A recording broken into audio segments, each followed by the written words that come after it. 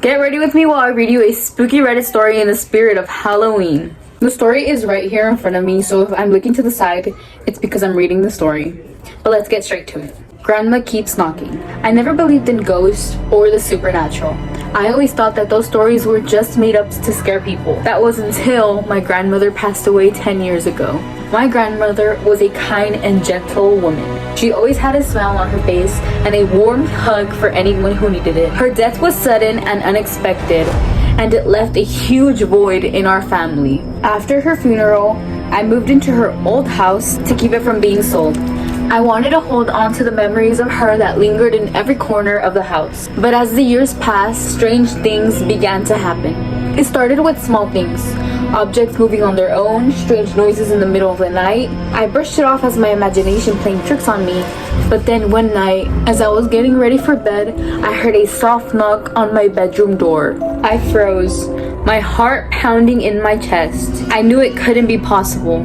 My grandmother had been dead for 10 years. But then the knocking continued, slow and persistent. I mustered up the courage to open the door, but there was no one there, just the empty hallway. Bathed in the soft glow of the moonlight filtering in through the window, I tried to rationalize it, telling myself it was just the house settling or the wind outside. But the knocking continued every night, growing louder and more insistent with each passing night.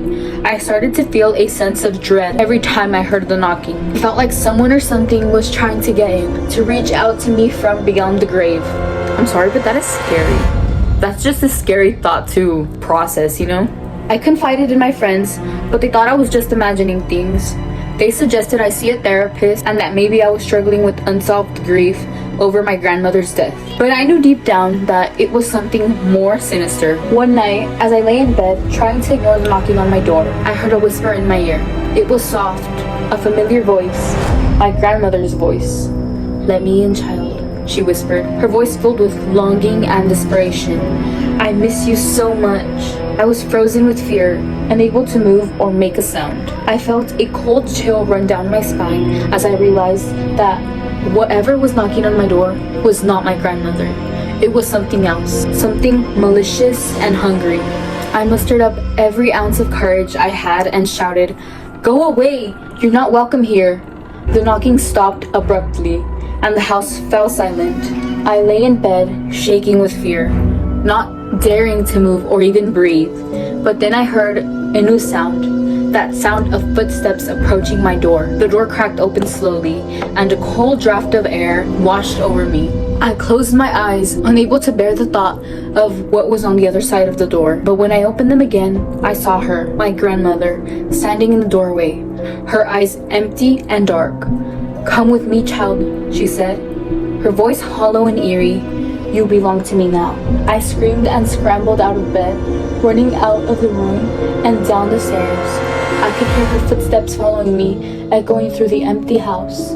I reached the front door and threw it open, running out into the cold night. I didn't stop running until I reached the nearest neighbor's house, where I banged on the door, begging for help. The neighbor called the police, who searched the whole house but found nothing. They told me it was probably just a figment of my imagination, that grief can do strange things to a person's mind. But I knew the truth.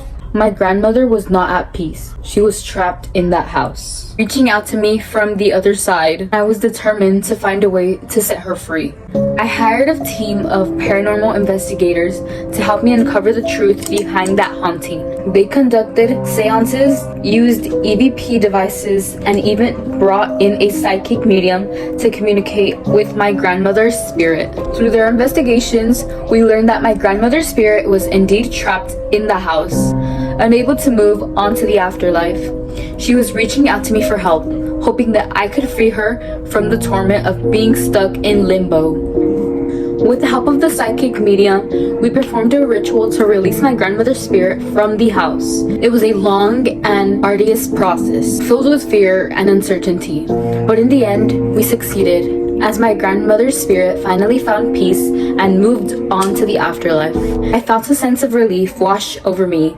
The knocking on my bedroom door stopped, and the house fell silent once again. I moved out of the house shortly after, unable to shake off the memories of the haunting that had taken place there. But I knew that my grandmother was finally at peace, and that was all that mattered. To this day, I still can't explain what happened in the house. Some may call it a trick of the mind or a figment of imagination, but I know the truth. My grandmother was reaching out to me from beyond the grave. I was the only one who could help her find peace, and in the end, that was all that truly mattered. That is honestly a really scary thing to go through. I think I would move out the first time I heard that first knock. That is scary. And considering that stuff have happened to me back when I was younger, like just hearing that knock in that scary old house, I would move out. I'm sorry. Props to you, girl. Or props to you. But thank you guys so much for watching this video, and I'll see you guys in the next one. Bye.